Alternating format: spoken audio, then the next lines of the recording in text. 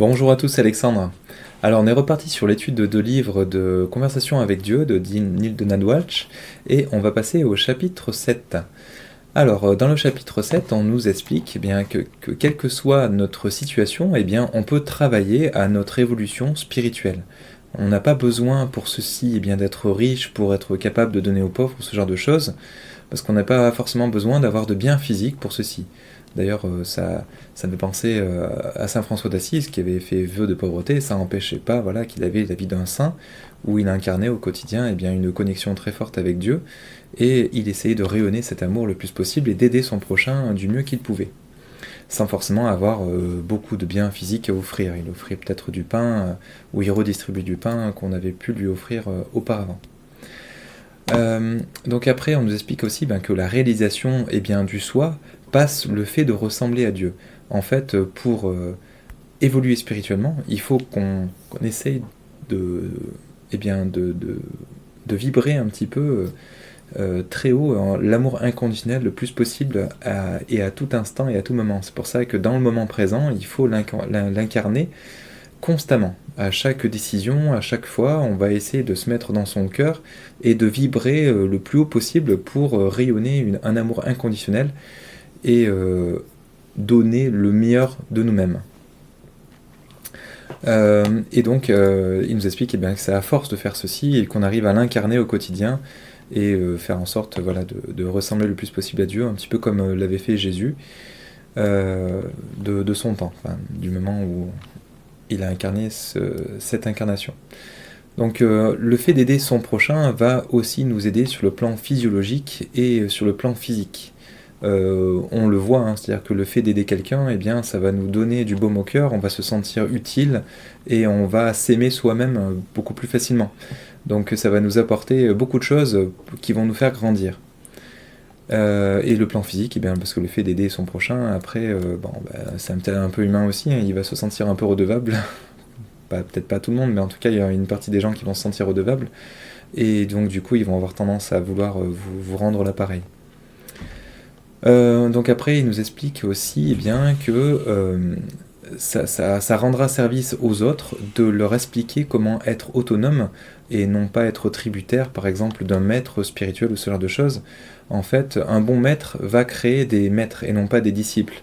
C'est-à-dire qu'on fait en sorte que chacun puisse évoluer à son rythme et selon ses envies, et qu'il ne soit pas dépendant d'un enseignement. En fait, on donne, on transmet, mais sans rien attendre en retour. C'est un petit peu le principe de l'amour inconditionnel.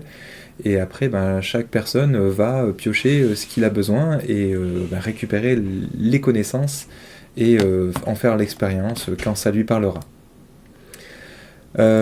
Donc après, on nous conseille de prendre chaque événement de notre vie terrestre comme quelque chose de divin, parce qu'à chaque fois, ce sera une expérience qui va nous faire mûrir. Donc comprenez bien ce qu'il y a derrière cette expérience, et prenez-le comme un cadeau, une opportunité de grandir.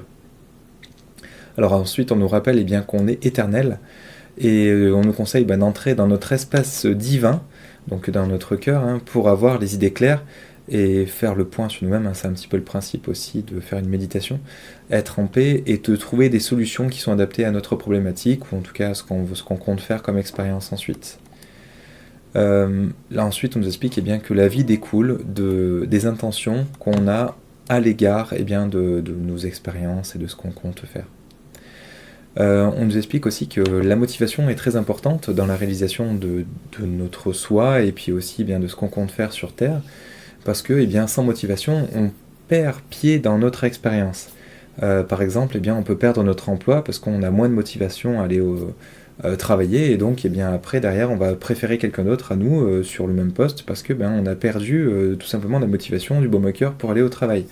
Peut-être tout simplement parce qu'on est en fin d'une expérience qu'on souhaitait vivre dans le cadre de cet emploi, tout simplement. Alors le fait d'avoir moins de motivation, c'est d'avoir moins de conscience dans ce qu'on fait, et donc on met moins d'énergie dans ce qu'on fait.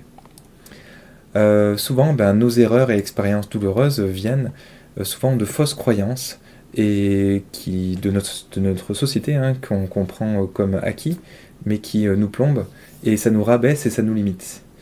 Donc cela nous amène souvent à des expériences négatives. Donc c'est là où il faut faire très attention à tout ce qui est croyances limitantes et remettre un peu en question justement, et d'ailleurs ce livre nous permet de remettre un peu en question notre environnement. Et donc on nous explique que pour sortir de ce cycle, et il faut savoir s'imprégner de ces enseignements, donc les enseignements notamment de ce livre, et sortir de ces croyances limitantes. Donc c'est ce qui nous permet notamment de nous débloquer de certaines situations et d'à nouveau avoir du baume au cœur dans ce qu'on va faire et de sortir de certaines situations qui nous font souffrir. Voilà, j'espère en tout cas que ce chapitre vous aura apporté ce que vous avez cherché. Et du coup, merci de nous laisser un pouce bleu pour nous encourager à faire d'autres chapitres, d'étudier et de vous partager d'autres expériences. Et aussi de vous abonner pour être informé de nos prochaines vidéos. Merci à tous, à bientôt, au revoir.